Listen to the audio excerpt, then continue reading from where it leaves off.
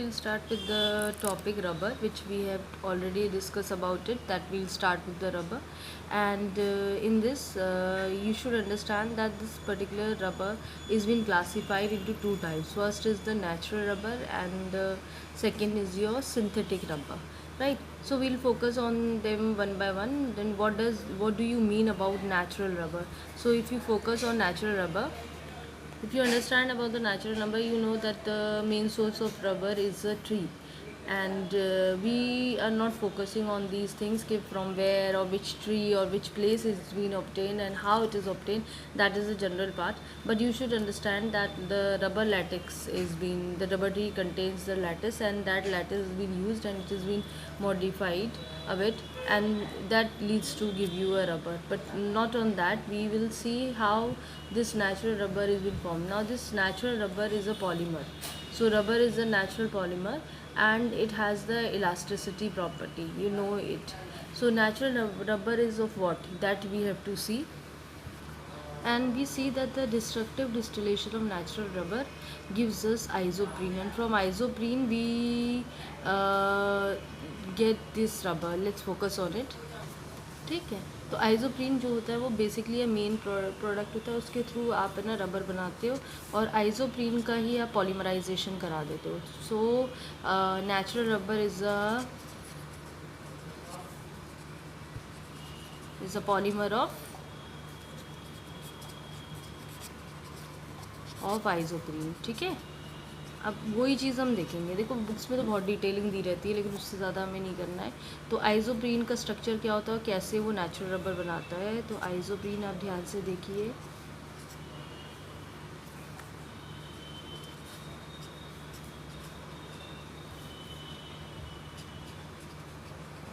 ठीक है, अब आपको तो पता ही है कि ये जो कंडीशन है यहाँ पे, ये सी इस पे डबल बॉन्ड, ये सिंगल बॉन्ड लगा हुआ है.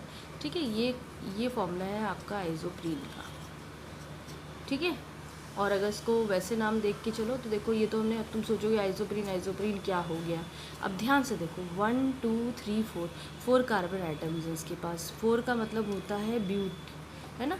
और यहाँ पे क्या है, 2 डबल बॉन्ड भी लगे हुए हैं. अगर हम कहीं से भी शुरू करें अपना, सपोज करो हमने 1 2 3 4 ऐसे नंबरिंग करी, इधर से करेंगे तो ये थर्ड पोजीशन में जाएंगे, तो ये बेकार है, ये सब पुरानी बातें क्लास 11th की. अब हम इसको देखेंगे. 4 की कंडीशन क्या हो गई, ब्यूट. अभी हम सब करेंगे इसमें. अब डबल बॉन्ड 2 जगह पे लगे हुआ है, एक तो फर्स्ट पोजीशन पे लगा है और फर्स्ट से सेकंड को जा रहा है, एक थर्ड पोजीशन पे लगा हुआ है. तो ब्यूट डैश 1,3 डैश और 2 इन लगे हैं तो डाई इन. ठीक है, ये तो इसका नाम हो गया. अब कंडीशन क्या होगी, सेकंड पोजीशन में मिथाइल ग्रुप भी लगा हुआ है, तो आपको यहाँ पे भी आगे लगा देना 2 मिथाइल. स्मॉल लेटर्स में लिखना, सॉरी, ब्यूटा डैश 1,3 डाई ई. तो ये आपका फॉर्मूला, ये आइसोप्रीन को आप अगर इसका प्रॉपर IUPAC नेम निकालेंगे तो आप इस तरह से लिखेंगे. ठीक है, अब ये पूरी चीज़ जो है ये बेसिकली क्या है, पॉलीमराइजेशन पे चला जाएगा, है ना. तो यहाँ आप लिख सकते हैं पॉलीमराइजेस. अब आपको क्या करना है, क्योंकि ये डबल बॉन्ड है, डबल बॉन्ड जो है उसमें सिर्फ एक जो है सिंगल बॉन्ड में कन्वर्ट होता है, बाकी नहीं होता है. उसको आप कन्वर्ट कर लीजिए. तो आप कैसे लिखेंगे, यहाँ प्लेस कम है, नीचे लिख दे रही हूँ मैं. तो ये हो जाएगा CH2 single bond C single bond CH3 double bond हो जाएगा आपका CH, और यहाँ हो जाएगा आपका single bond CH2 whole N. ठीक है, तो ये क्या है, आपका नेचुरल रबर है, जिसको आप क्या बोलेंगे. अब यहाँ देखो, ये आइसोप्रीन है, तो ये बेसिकली क्या हो जाएगा, पॉली आइसोप्रीन. अब एक चीज़ तुम्हें ध्यान से समझ में आ रही होगी, किस कंडीशन पे आ रहा है. अगर बहुत ध्यान से देखो तो ये एडिशन पॉलीमराइजेशन की कंडीशन में आ रहा है, एडिशन पॉलीमर है. ठीक है ना, उसी कैटेगरी में आ रहा है. हमने वहाँ पे कुछ चीज़ें छोड़ी थी जो हम यहाँ पे डिस्कस कर रहे हैं. So this is the case of natural rubber. I think this much you have to write down when you are focusing on the natural rubber. और next is vulcanisation of rubber. देखो ये एक important topic है, board में ये सब आ चुके हैं. ठीक है, छोड़ना नहीं है, क्योंकि ये एक ऐसा चैप्टर है जो टॉपिक्स लिखे हैं वो डायरेक्ट लगभग आते हैं, तो it's very scoring chapter. And let's focus on this topic. जो वेल्कनाइजेशन ऑफ रबर होता है, इसमें एक्चुअली होता है कि जो नेचुरल रबर जो आप होते हैं उसमें बहुत ज़्यादा वो बेसिकली ग्लूमी मटेरियल होता है ना, थोड़ा चिपचिपा सॉफ्ट जैसा, और उसकी पुअर इलास्टिसिटी होती है, और साथ में उसमें कोई भी क्रॉसलिंक स्ट्रक्चर्स नहीं होते। देखो, क्रॉसलिंक स्ट्रक्चर से ये प्लस पॉइंट होता है, जितना क्रॉसलिंक स्ट्रक्चर होगा उतना ज़्यादा वो हार्ड होता है ना। तो ये प्रॉब्लम एक हो जाती है नेचुरल रबर के साथ। अब नेचुरल रबर को आप इस्तेमाल नहीं कर सकते, तो आप उसको क्या करते हो, थोड़ा सा मॉडिफाइड करते हो उसको, थोड़ा कुछ ना कुछ उसमें मटेरियल डालते हो जिसकी वजह से वो थोड़ा हार्ड हो सके और उसमें क्रॉसलिंक स्ट्रक्चर्स आ जाए पॉलीमर्स को, तब हम उसको यूज़ करते हैं। ठीक है, तो वही प्रोसेस को हम वेल्कनाइजेशन ऑफ रबर कहते हैं। ठीक है, अब ये हम कैसे करेंगे, हम कैसे रबर को बहुत ज़्यादा इम्प्रूव करेंगे और यूज़फुल बनाएंगे कि हम उसे यूज़ कर सकें, ये एक इम्पॉर्टेंट पॉइंट होता है। तो जब हमारा जो नेचुरल रबर था, ठीक है, वो बहुत ज़्यादा जैसे कह सकते हो सॉफ्ट है, तो हम उसको एक बेटर रबर में बनाते हैं, है ना, और ताकि उसकी इलास्टिसिटी बढ़ जाए, हर चीज़ हो जाए और परमानेंट इसमें क्रॉस लिंक स्ट्रक्चर्स आ जाए। तो हम बेसिकली उसको बनाने के लिए हम जो नेचुरल रबर होता है उसमें हम इंट्रोड्यूस करते हैं। अब उसमें क्या चीज़ डालें जिससे कि हमें एक बेटर रबर कंडीशन मिल सके, तो हम उसमें डालते हैं आप अपना कोई ना कोई जैसे सल्फ़र डालते हैं। ठीक है, तो इससे बेसिकली हम उसमें करीबन 3 से 5% जो है सल्फ़र डालते हैं। ठीक है, ये चीज़ हमें ध्यान देनी है अपने नेचुरल रबर में। उसको हीट करते हैं और हीट करने से लगभग उसको हीट करना है हमें 20 से 30 मिनट्स तक आप उसको हीट करते हो और उसमें 3 से 5% सल्फ़र डालते हो। ठीक है, और टेम्परेचर जो रखते हो करीबन 110 डिग्री सेल्सियस लगाते हो, और कितने मिनट तक गर्म करोगे, 20 to 30 मिनट्स तक। जब ये कंडीशंस तुम अपनी करते हो तब वो आपको ये पॉलीमर देता है जिसमें क्रॉस लिंक स्ट्रक्चर्स होता है। अब मैं बार बार एक बात कर रही हूँ, क्रॉस लिंक स्ट्रक्चर्स, तो वो क्रॉस लिंक स्ट्रक्चर्स क्या होते हैं, क्या इंट्रोड्यूस हो जाता है, उस पर ध्यान देना। इसमें क्रॉस लिंक स्ट्रक्चर्स जो हैं डिज़ाइंड हो जाएंगे, और वो क्रॉस लिंक स्ट्रक्चर्स होंगे बेसिकली आपके S single bond polysulphide cross link. ठीक है, ये इंट्रोड्यूस हो जाते हैं इस रबर में, जिसकी वजह से इसकी इलास्टिसिटी भी बढ़ जाती है, थोड़ा हार्ड हो जाता है और हम इसको यूज़ कर सकते हैं। Are you getting my point? Now all the things whatever I have discuss I have written in these lines. ठीक है, कैसे क्या रबर, कितना टेम्परेचर, क्या अरेंजमेंट, कैसे क्रॉसलिंग स्ट्रक्चर्स बन जाते हैं। जो रबर आपका था, आपने नेचुरल रबर लिया, उसमें 3 to 5 सल्फ़र लिया, 110 टेम्परेचर तक उसे हीट अप करा और 20 से 30 मिनट्स तक इस प्रोसेस को वेल्कनाइजेशन करा, और जो रबर हमें मिला वो वेल्कनाइज्ड जेड है, ये वेल्कनाइज्ड रबर इज़ बीन फॉर्म। ठीक है, ये चीज़ थोड़ा आपको ध्यान देना। अब मैंने एक बात इसमें कही थी कि there is a cross-link structures that is been formed, and there is a this thing S single bond S polysulfides cross-link is been introduced in this। तो वो चीज़ भी हम देख लेते हैं, क्या मैं कहना मांग रही हूँ। ठीक है, अब ये पता नहीं बुक में लिखा हो या नहीं लिखा हो, लेकिन आपको ध्यान देना है कि कैसे वो सल्फाइड जो होता है वो इंट्रोड्यूस हो जाते हैं आपके। ठीक है, तो वो सल्फाइड जो है बेसिकली आपके कैसे इंट्रोड्यूस होंगे, ये आपका रबर का कंडीशन है। बस यही आपने देखा था ना, ऐसे ही आपका स्ट्रक्चर्स होते थे। अब देखिए सल्फ़र कैसे इंट्रोड्यूस होता है, कहाँ पे इंट्रोड्यूस होता है। अभी मेरा थोड़ा टेढ़ा जाएगा, ये सल्फ़र इससे अटैच्ड हो गया, यहाँ पे आपने सल्फ़र का एक एटम लगाएगी, ये आपका अटैचमेंट हो गया। तो ये चीज़ होती हैं आपकी क्रॉस लिंक स्ट्रक्चर्स, और ये देखो आराम से आपका आप ऐसे चेन बढ़ा सकते हो, क्रॉस लिंक स्ट्रक्चर्स आपके बन जाएंगे। ठीक है, ये काफ़ी इंपॉर्टेंट सिनेरियो है। बस ये होता है कि आपकी जो क्वालिटी होती है रबर की, वो इन सब चीज़ों से क्या है आपकी बढ़ चुकी होती है। ठीक है, अब ये मतलब सबसे बड़ा प्लस पॉइंट क्या है कि आप इसको ये बढ़िया हो गया तो टायर्स वगैरह में भी आप इसे यूज़ कर सकते हैं। ठीक है, ज़्यादा इसमें डिटेलिंग करने की ज़रूरत नहीं है, बस इतना ही आप लिखेंगे और आपको काफ़ी अच्छे मार्क्स मिल जाएंगे। ठीक है, यूजेस की एक जनरल वाली बातें हैं कि जैसे डोर्स, रेफ्रिजरेटर डोर्स होते हैं, जो उसकी सीलिंग होती है ना, जो चारों तरफ जो लगी होती है एक सीलिंग, उसमें यूज़ करें। टायर्स हैं, इन सब में हम इनको यूज़ करते हैं। ठीक है, तो छोटी मोटी जो एक प्रॉपर्टीज़ हैं जिसमें रबर थ्रेड्स हैं, स्पॉन्ज रबर्स हैं, उनको हम यूज़ कर देते हैं, ऑक्सीडाइज रबर्स हैं, क्लोरीनेटेड रबर हैं, तो इन सब से हम इनको बना सकते हैं। तो ये सब चीज़ें आपको याद करनी है। मैन्युफैक्चरिंग ऑफ मैट्रेसेस, रबर की मैट्रेसेस भी होती है, कुशन्स में भी लगते हैं हम, तो आप इसको भी कर सकते हो। ठीक है, तो this way you can learn these things. ठीक है, तो few uses I have written, there are plenty of other uses also. जैसे अभी मैंने तुम्हें बताया था कि आप इससे है ना रबर, वो क्लोरीनेटेड रबर है, ऑक्सीडाइज रबर है, साइक्लाइज रबर है, वो सब भी बना सकते हैं, जो बहुत सारी इंडस्ट्रीज़ में यूज़ होती है। And it is also use in making rubber mountings. ठीक है, जो कि विच रिड्यूस मशीन वाइब्रेशंस है ना, नॉइज़ वगैरह, उन सब को रिड्यूस कर देती है, उन सब में यूज़ होता है। It is use in lining, for lining materials है ना, tanks used in chemical plants to protect them from corrosive chemicals. तो ये सब चीज़ें हैं जहाँ पे आप इनका इस्तेमाल कर सकते हैं। I think most of the point in the rubber, natural rubber we have cover, and this much if you will write down you will get the full marks. Now let's focus on the next part, that is the synthetic rubber. ठीक है, synthetic rubber पे हम focus करेंगे। अब basically क्या होता है ना कि जो नेचुरल रबर होता है वो, अब इतना तो तुम करोगे हो नहीं कि बार बार पेड़ काट काट के रबर्स निकालो, कितना पेड़ का वो करोगे ना नुकसान। तो पॉइंट ही होता है कि rubbers can be synthesize in your labs also bye synthetic methods. तो वो बेसिकली नेचुरल रबर के बदले हमें एज अ सब्सटीट्यूट की तरह काम करते हैं। तो वो सिंथेटिक मटेरियल्स होते हैं। ये synthetic rubber basically synthetic materials हैं जो कि हम सिंथेटिक मेथड्स के थ्रू बनाते हैं। तो बेसिकली अगर देखा जाए तो जो सिंथेटिक रबर है वो ये तो नहीं कहेंगे कि हम नेचुरल रबर का डुप्लीकेट हो जाएगा, क्योंकि उन दोनों का स्ट्रक्चर, नेचुरल रबर और इनका स्ट्रक्चर दोनों का फ़र्क होता है। लेकिन फिर भी क्या है कि एक अच्छा सब्सटीट्यूट है जो आप नेचुरल रबर के बदले जो है ना आप यूज़ कर सकते हो, ये प्लस पॉइंट होता है। लेकिन ध्यान रखना कि नेचुरल रबर और इनके जो सिंथेटिक रबर होते हैं इनके स्ट्रक्चर्स बिल्कुल फ़र्क होते हैं, they are quite different in their structures. तो बेसिकली आप इसको कैसे बनाते हो, बाय सिंथेटिक मेथड,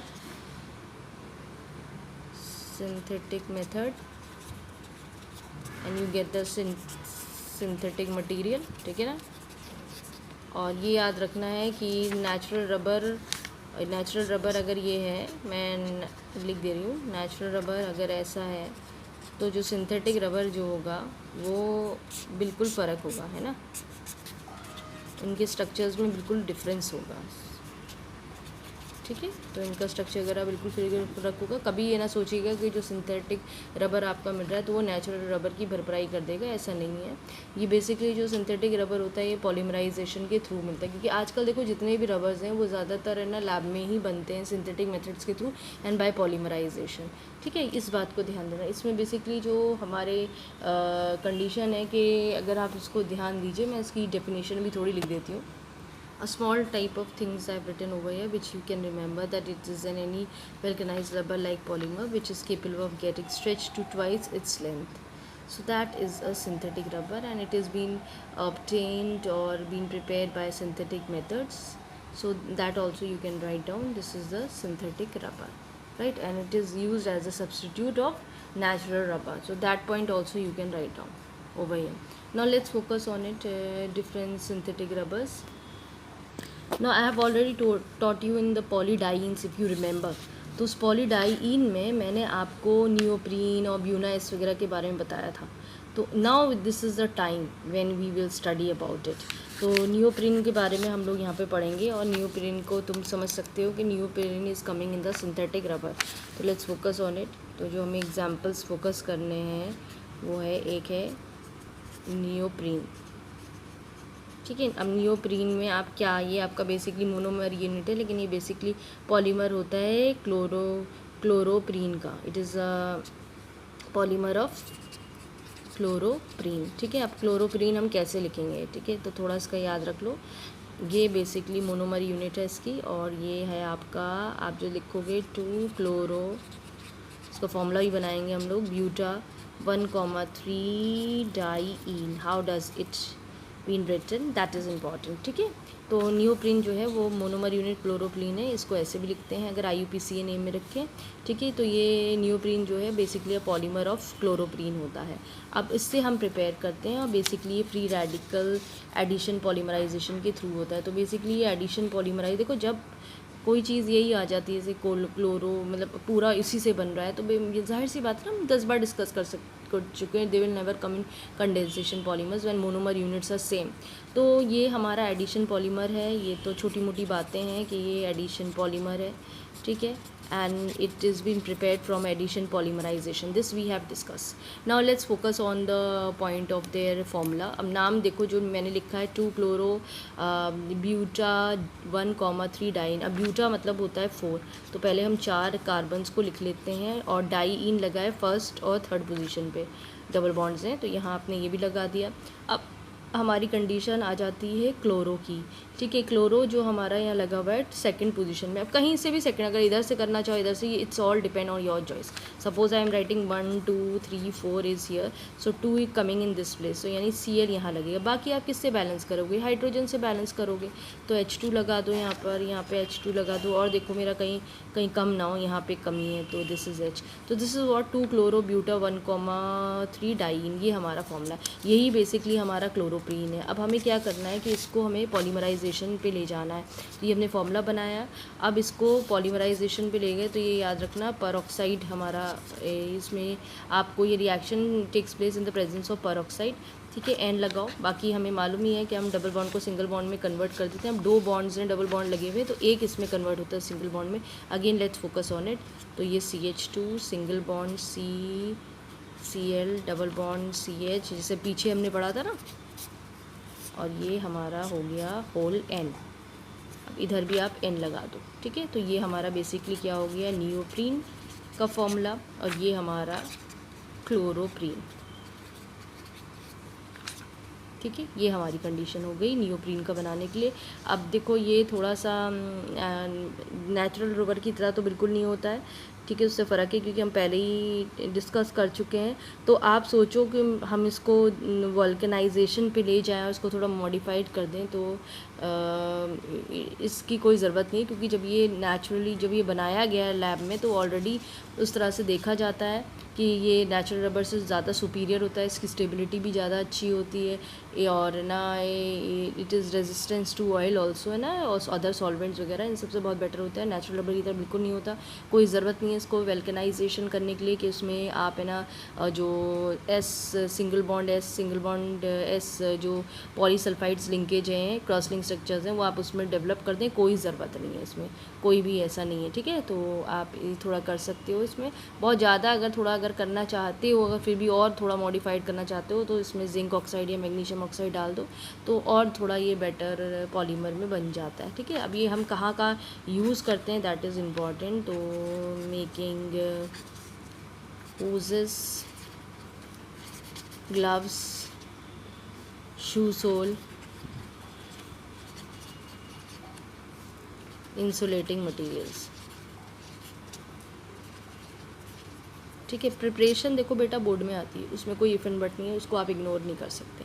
तो ये एक चीज़ पढ़ी हमने जो आपने देखा, और यहाँ तक कि मैं फिर बता रही हूँ कि ये बहुत ज़्यादा बेटर होता है। आप अगर इसमें तेल भी गिर जाए या कोई मटेरियल ऑयल गिर जाए, उन सबको भी रेजिस्टेंस कर लेता है, कोई उसमें फ़र्क नहीं पड़ता इस रबर पर, ठीक है। ठीक है, आइसोप्रीन में या एन लगा देना, क्योंकि शायद मैंने आगे वीडियो में या एन नहीं लगाया है। अगर कभी इस तरह का होता है पॉलीमर्स, जैसे ये भी एडिशन पॉलीमर है और एडिशन पॉलीमराइजेशन में हो रहा है, तो यहाँ पे एन लगा हुआ है, तो यहाँ जो पहला मोनोमर यूनिट होता है उस पर आगे एन लगा लिया, पर अगर नहीं लगाया होगा मैंने वीडियो में तो तुम लगा लेना, ठीक है। तो this is the balanced equation, क्योंकि बैलेंसिंग भी इंपॉर्टेंट होती है, नहीं तो फिर हमारे नंबर्स कटते हैं, ठीक है। ठीक है, ये ब्यूना ऐसे SBR इसको शॉर्टकट में रखते हैं। देखो ये याद रखना, ये कोपॉलीमर है, कोपॉलीमर की कैटेगरी हम पहले भी पढ़ चुके हैं। It comes in the copolymers of how what is the name, ये थोड़ा सा ध्यान देना है हमें। और इसमें दो मोनोमर यूनिट्स हैं, जो भी दिख रहा है देखो, ब्यूना से ब्यूटा रिलेट कर लेना, और S से स्टीरीन रख लेना। इसमें जो मोनोमर यूनिट होती है वो वही ब्यूटा 1,3 डाईन होती है आपकी, ठीक है। और दूसरा जो मोनोमर यूनिट होता है एस से स्टीरीन होता है। अब तो इतनी बार बना चुके हो इनके फॉर्मूलेस तो अब मालूम ही होंगे, ठीक है। इसको ब्यूना एस जो नेम दिया गया ना, इसमें बी यू जो होता है वो ब्यूटाडाइइन से आया है आपका, ठीक है। अब मैंने यहाँ पोजीशन दी रखी है, लेकिन अगर तुम्हें ध्यान देना कि नाम जैसा वैसा काम है। बी यू से मतलब ब्यूटाडाइइन और एस से मतलब होता है स्टीरीन। ये बेसिकली मोनोमर यूनिट्स है। देखो कोपॉलीमर्स में भी आएंगे, या इन्हें कंडेंसेशन पॉलीमर में भी कह सकते हो और कंडेंसेशन पॉलीमराइजेशन भी कह सकते हो, ठीक है। ये थोड़ा सा ध्यान देना कि जैसा इसके पीछे लगा हो, जैसा इसमें होता है। अब इसमें एस लगा हुआ था, कभी क्या एन लगा होता है, कभी कुछ लगा होता है, तो जैसा पीछे रहेगा नाम वो, अगर बाई चांस यहाँ से एस के बदले एन लगा होता है यानी सोडियम होता, तो क्या हो जाता है ब्यूटाडाइइन और सोडियम मोनोमर यूनिट हो जाता है। ये थोड़ा सा ध्यान दे के चलना है, ठीक है। तो ये जो SBR का मतलब क्या हो गया, अब SBR का भी फुल फॉर्म देख लो। SBR ये स्टैंड होता है, S स्टैंड फॉर स्टीरीन। अब तो तुम्हारे पास सब कुछ है, ठीक है। और ये B stand for butadiene and R stand for rubber. तो देखा कितना इजी है इनको याद करना। This way now let's focus on. अब हमें मालूम है कि ब्यूटाडाइइन और जो हमारा स्टीरीन है उन मॉलिक्यूल्स को हमें लेना है। तो ये हमारे अब हम डिटेलिंग में नहीं कर रहे हैं, हम डायरेक्ट फॉर्मूला लिख रहे हैं, क्योंकि हम कई बार ब्यूटाडाइइन को हम बना चुके हैं, ठीक है। स्टीरीन भी हम कई बार बना चुके हैं, तो that thing also we should remember, learn तो अब हो ही चुका होगा। तो ये हमारा स्टीरीन है। ये बेसिकली रिएक्शन टेक्स प्लेस होता है प्रेजेंस ऑफ परऑक्साइड की कंडीशन पे आप कह सकते हैं एज अ कैटलिस्ट, क्योंकि आपको इसको रिएक्शन देखो स्टेप्स में होते हैं, हमारे अंदर हमारे कोर्स में तो नहीं है, लेकिन आपको थोड़ा ध्यान देना है, ठीक है। और एक सिस्टम यूज़ करते हैं इम्यूजन सिस्टम, उसमें ये सारी कहानी चलते हैं हम लोग, ठीक है। अब इसको सिर्फ क्या करना है, तुम्हें ज्वाइन कर लेना है अपनी पूरी। अब ये बेसिकली ये जो पोर्शन है यहाँ ज्वाइन हो जाएगा, उसका अटैचमेंट देख लो कैसे होगा आपका, ठीक है। पहले इस डबल बॉन्ड इसे सिंगल बॉन्ड में कन्वर्ट कर लो, इससे कनेक्टिविटी करा लो सारी।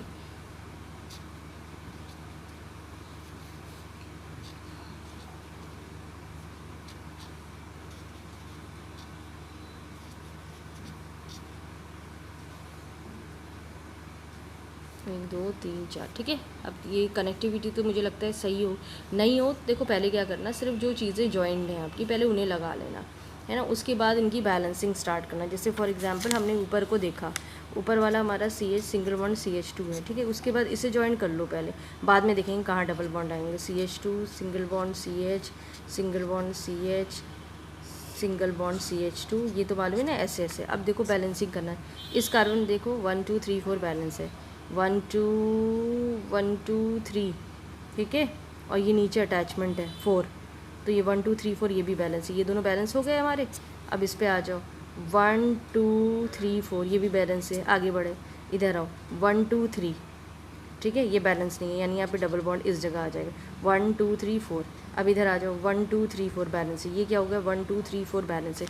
तो ये हमने जो चेन है इस तरह से बॉन्डिंग लाई, क्योंकि मैं इतना तुम्हें डिटेल में समझाऊँ, पहले मैं डायरेक्ट माइट भी तुम नहीं समझ पाओ, तो you should understand how we have balance it up, ठीक है। और ये लाइन खींच दो यहाँ पर, इसको आपने ब्रैकेट लगा दिया और इसको आपने N लगा दिया, ठीक है। अब ये N है तो यहाँ पर भी N है और यहाँ पे भी N मॉलिक्यूल्स हैं आपके, तो यहाँ पर भी N है, यहाँ पे भी N है, यहाँ पे भी N है। तो ये मत करना, ये समझाने के लिए I put, so this way you can do, this is Buena S और SBR, ठीक है। तो ये चीज़ है, ये प्रॉपर्टीज़ की होती है, ठीक। आप इसको बहुत सी चीज़ों में यूज़ कर सकते हैं, जैसे ऑटोमोबाइल्स, आपका ऑटोमोबाइल्स रबर है, ठीक है। ऑटोमोबाइल्स रबर्स होते हैं, जैसे कि ऑटोमोबाइल, इसको लिखने के बदले ऐसा करो टायर्स, ऑटोमोबाइल टायर्स हैं उसमें ले लो, रबर सोल ले लो, ठीक है।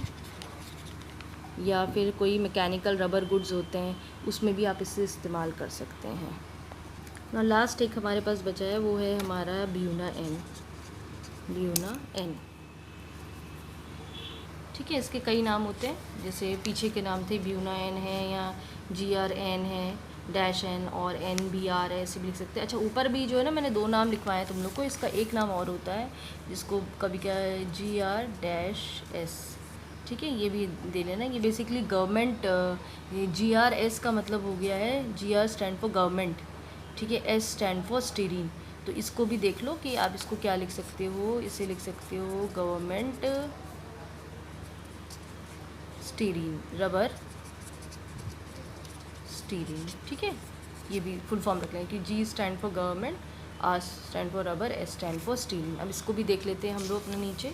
अब यहाँ पे कोई मुझे नहीं लगता अब इशू नहीं होना चाहिए कि ये भी कोपॉलीमर, जैसे वो पीछे वाला कोपॉलीमर था, ये भी कोपॉलीमर है, ये भी कंडेंसेशन पॉलीमर्स में आएगा, कंडेंसेशन पॉलीमराइजेशन प्रोसेस होगी, जैसा नाम है वैसा काम है। अब इसमें हमें ध्यान देना कि हमें क्या चीज़ें हमने यूजली रखी है। अब देखो इसमें वही जैसे पीछे हमने करा था, यहाँ पे भी ब्यूटाडाइन आपको याद रखना है, डाइन, ठीक है। और इसमें दूसरा जो आपका मोनोमर यूनिट होते हैं एक्राइलो नाइट्राइल, ठीक है। सब नए हैं तो देखो बेटा पढ़ना तो पड़ेगा।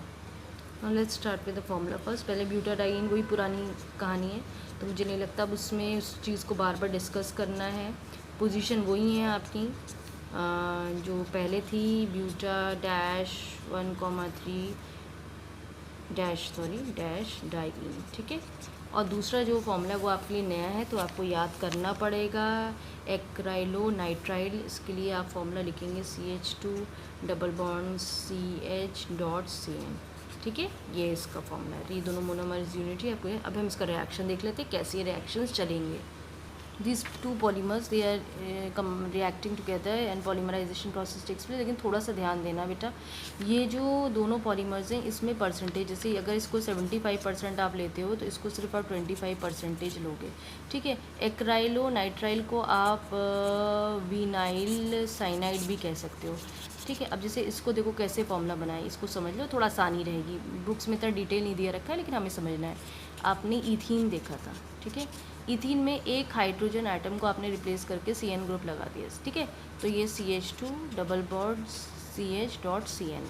कोई याद करने में डिफ़िकल्टी तो नहीं है, हमने ऐसे बहुत करा था विनाइल क्लोराइड के साथ ये सब। तो ये एक जनरल आइडिया है, हम थोड़ा याद कर लेना, ये तो थोड़ा शॉर्टकट है ना। अब चलो हम अपने मेन उस पर आए, तो कैसे कंबाइन, अब ये दोनों रिएक्शन कंबाइन करेंगे।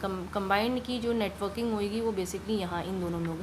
पहले जो तुम्हारा दिया रखा है उसे ज्वाइन कर लो, बॉन्डिंग्स तो हम बाद में लगाते रहेंगे। CH2 है, single bond CH, single bond CH, single bond बाद में देखेंगे, ठीक है। यहाँ पे बॉन्डिंग लगा दो। अब इसको अटैच कर दो CH2 CH, ठीक है, सही कर रहे हैं हम लोग। और CN लगा दो, कहीं पे भी लगाना। अब देख लो एक बार, 1 2 3 4 5 6 कार्बन, 1 2 3 4 5 6 कार्बन। अब हम अपनी बॉन्डिंग इसको अटैच कर लो ऐसे। ये देखो ये तो 100% तय है कि NN लगेगा यहाँ, तो यहाँ पर भी हम इसको क्लोज कर लो। बॉन्डिंग के लिए हम बाद में N लगा देंगे यहाँ पे, ठीक है। अब हम अपना वो मतलब N लगा देंगे जब इसको स्क्वायर ब्रैकेट में करेंगे। ये बेसिकली नाइट्राइल रबर है आपका, या वही आपका ब्यूना N है, कुछ भी नाम ले लो, ठीक है। अब हम इसको कार्बन की बैलेंसिंग करेंगे। यहाँ देखो इस कार्बन में 4 valency satisfied, this carbon atom 1 2 3 4 satisfied, this 1 2 3 4 satisfied, come to this part 1 2 3 not satisfied, है ना। यहाँ लगा दो डबल बॉन्ड। अब सेटिस्फाइड 1 2 3 4, इस कार्बन को 1 2 3 4 सेटिस्फाइड, दिस कार्बन 1 2 3 4 सेटिस्फाइड। अब हमारा हो गया, हम क्यों परेशान हो, आप स्मार्ट इनफ है, जल्दी याद कर लें। मैं थोड़ा डिटेल में बताती हूँ कि मिस्टेक्स ना हो सके।